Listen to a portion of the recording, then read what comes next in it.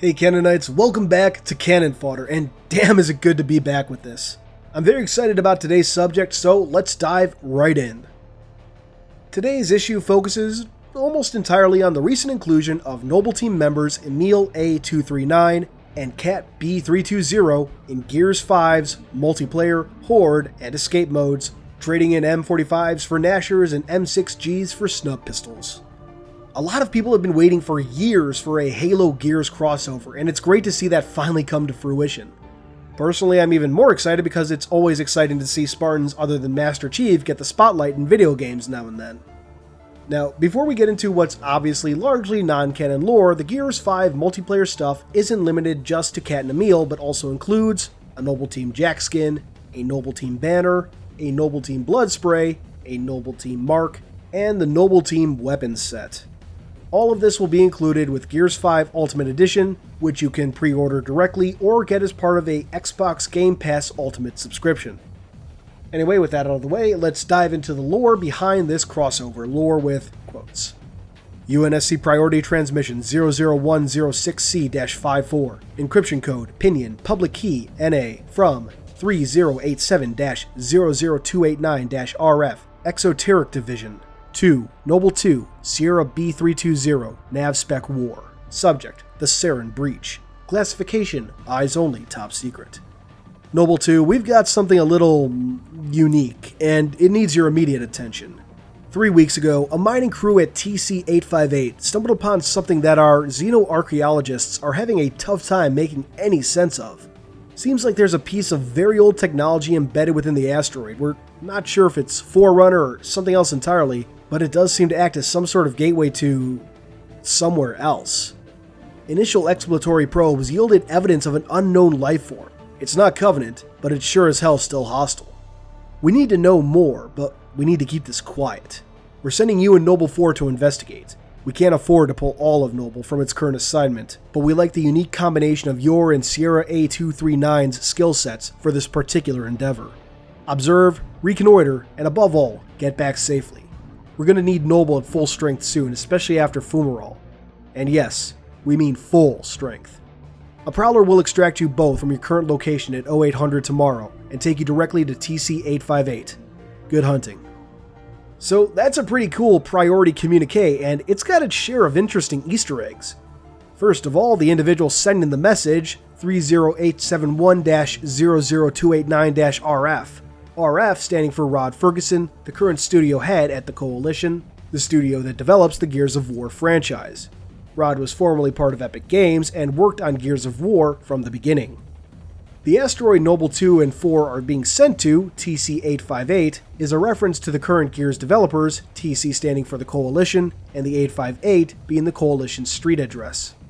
Finally, we get the mention of the Sarin Breach, referencing of course the planet Sera where the Gears games take place, and the mention of Fumarole, where Tom A293, the previous Noble 6, sacrificed himself.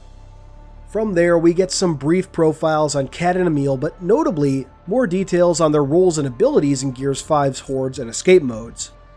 If you haven't watched or seen any of the Gears news coming out of Gamescom, Gears 5 will continue the use of classes as introduced in Gears 4. However, instead of letting players choose a class and character separately, Gears 5 will have classes tied directly to their characters, for better or worse, and each character has a unique ability, an ultimate. In the case of Kat and Emile, these abilities are tied directly back to elements from Halo Reach. Starting us off is Kat-B320, who stands 6'9" when in Mjolnir and was born on January 30th, 2530 on the colony of New Harmony. In Gears 5, she takes on the role of an engineer. Kat has quickly adapted the Fabricator to produce more efficiently. She is able to build fortifications and repair them to establish a base for the team. Her decoy ability confuses enemies and keeps them away from her work. As stated, her ultimate ability is called Decoy, which you can see is based on the Halo Reach hologram armor ability.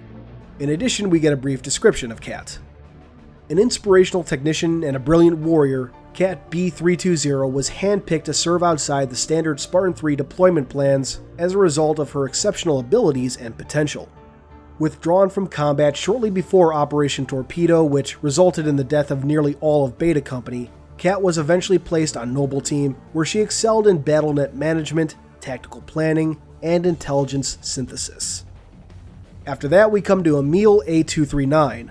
Emile stands 6'10" in Mjolnir and was born on March 11th, 2523 on Eridanus 2, the same homeworld of Master Chief John 117.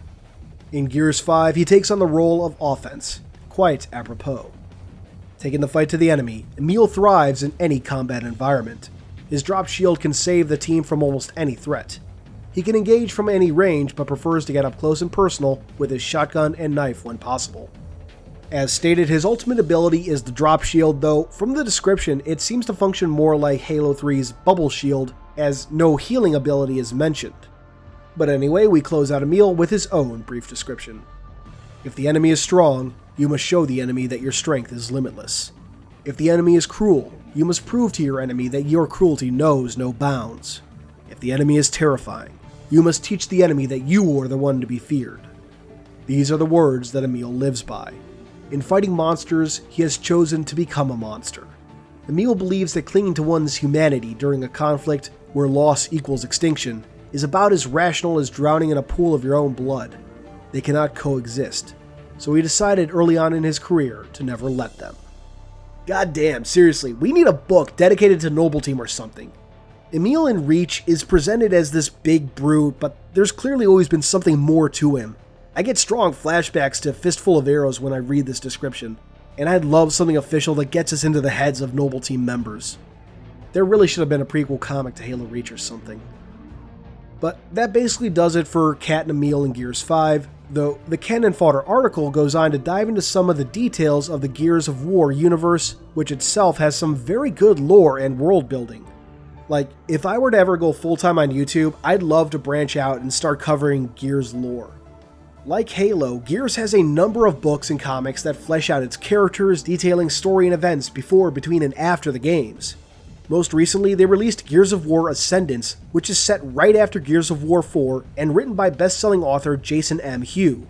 It's great to see Gears diving back into the books and comics, and if you love lore-rich universes like Halo, Gears is another great place to scratch that lore itch. As Canon Fodder wraps up, Grimm highlights a couple other places where Gears and Halo have crossed paths, such as Killer Instinct and Rocket League, which reminds me, with Gears and Halo properly crossing over now, I'm really hoping that we might see the favor returned in Halo Infinite in some manner. Ideally, I'd love to see some COG-inspired Mjolnir armor, COG-class Mjolnir if you will, with some Gear-specific weapon skins. Hell, if armor skins are going to continue being a thing, the hypothetical COG Mjolnir could have a few skins representing different types of COG armor seen throughout the Gears of War franchise. I don't know. Whatever the case, I want to see Infinite feature some Gears content in the same vein that Gears 5 is featuring these Reach characters.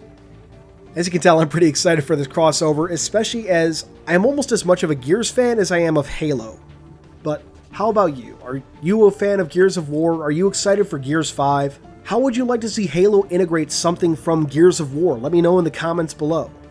And while you're down there, on a related note, how would y'all feel if I covered lore outside of Halo on this channel? I'm just curious how receptive y'all would be if I ever found the time to do something like that. Let me know. Before we go, the Canon Fodder article ends with mentioning the live Canon Fodder that was hosted at the Houston Outpost Discovery event. Grimm mentions that they hope to get a video-on-demand version up at some point in the months to come, which I really can't wait for. It better happen, fingers crossed. Hell, on that note, I hope that all of the panels from Outpost that were streamed can eventually come out on video-on-demand, especially with the names this article mentions appearing in Anaheim next weekend. But anyway, that's all for today. Thank you for watching, and until next time, this has been Halo Canon. Thanks for watching, everyone. I hope you enjoyed this video. If you did, please consider subscribing, and if you really love me, hit that notification bell and leave a thumbs up. These both really help out the channel. I wouldn't be where I am now without your views and support, so once again, thank you. Keep on being awesome, Canonites.